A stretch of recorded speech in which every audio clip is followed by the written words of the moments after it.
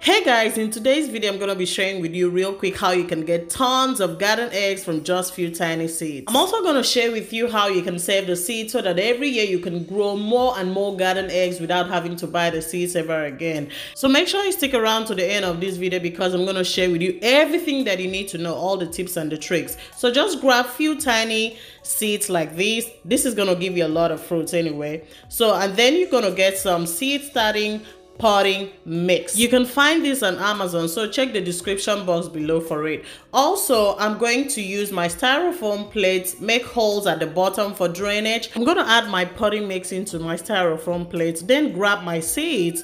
I'm going to pour my seeds into my hands, and the next step is for me to pour it into my potting mix.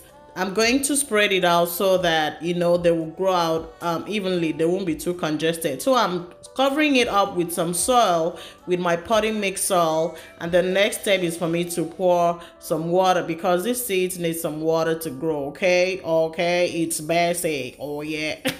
Okay, so pour some water, and this is not just a one-time thing. When you set it aside, you just have to pour water maybe every other day so that it can grow well. Then I'm gonna set it aside and give it like 7 days. This is after 7 days. It looks good, healthy, beautiful, but I watered it in between. Okay, so how to know if you have to water it or not is for you to check your soil. If your soil is soggy, then don't water it. If your soil is dry, if it looks dry, then you have to water it.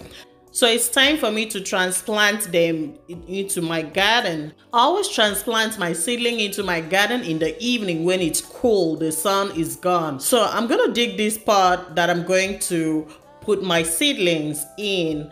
I do use in-ground garden soil mixed together with cow manure to enrich my soil. I'm adding my mix first before planting my seedling.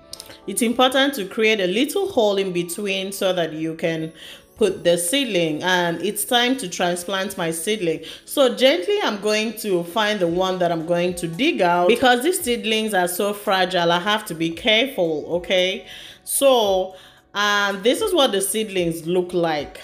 This is what they look like. Okay, and I'm going to plant it and cover it up with some soil. After putting it into the soil, and I remembered, hey, this is eggplant, this is garden egg. I have to separate it because it's gonna be like a long tall plant, so I had to separate it to make sure that I plant them individually. Growing them individually and spacing them apart of each other gives them enough room to, grow out well and expand the leaves, and as a result, bear much fruit for you. So that's why I had to separate the seedlings. And the next thing is for me to pour some water. Of course, this is basic. Always water your seedling because they need the water to be able to take roots. I'm going to repeat this process for all the seedlings. We have a Facebook community group called Cultivate Me that you can join. It's a place for gardeners to meet.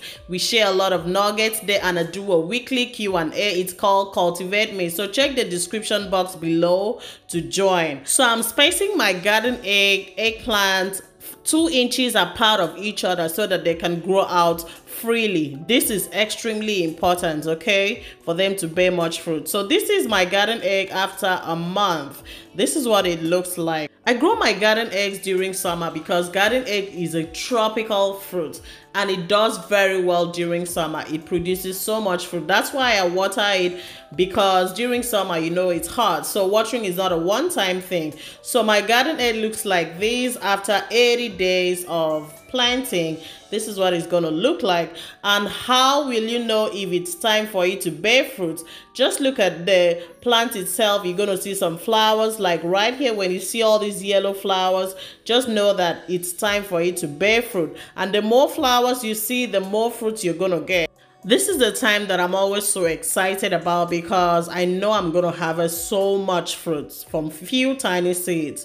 So this is after 80 days. My fruits are coming out, and give it a few more days, you're going to harvest so much more like this. Okay, they're going to be looking great like this, fresh, organic, non-GMO, and this is just from few tiny seeds. So it's harvest time. I'm harvesting and I'm gonna eat it raw. Some people do use it for soups, for sauteed. So let me know in the comment section how you eat your own garden eggs, eggplants. Do you make soups with it? Do you do like stew with it? It's good. I eat it raw like this. It has a little bitter taste.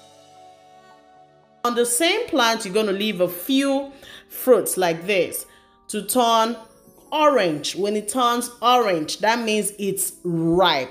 You want it to turn completely orange. Then this is the ones that are going to grow. These ones are not edible anymore because it's for seeds. So I'm going to harvest them. I saved these few seeds because some people have been asking me for the seeds to plant. So I controlled my urge to eat all the all the garden eggs so that I can save some seeds for you guys. So if you need the seeds, let me know in the comment section, or you email me, then I'm going to mail you the seeds. So this is how I save my seeds. I'm going to pick one or two, cut it a little bit open with a knife, and be careful with your hands. Then I'm going to open it up. This is what the seeds look like. I'm going to scrape the seeds into my plate. So the next thing to do is to throw the peel into my garden as compost. I do not eat this part because I don't think it's edible. Then I'm going to put the seeds under the sun all day so that it can dry out completely. This is what the seeds look like. I ended up doing 2 garden egg fruits. Okay, that's why the seeds are more than before. So I'm going to put them into my Ziploc bag. This Ziploc bag is already labeled because I have other seeds in my pantry that I don't want to mix up. So it's important that you label your Ziploc bag. You can use a brown paper bag and that is okay. So I'm going to pour it into my Ziploc bag.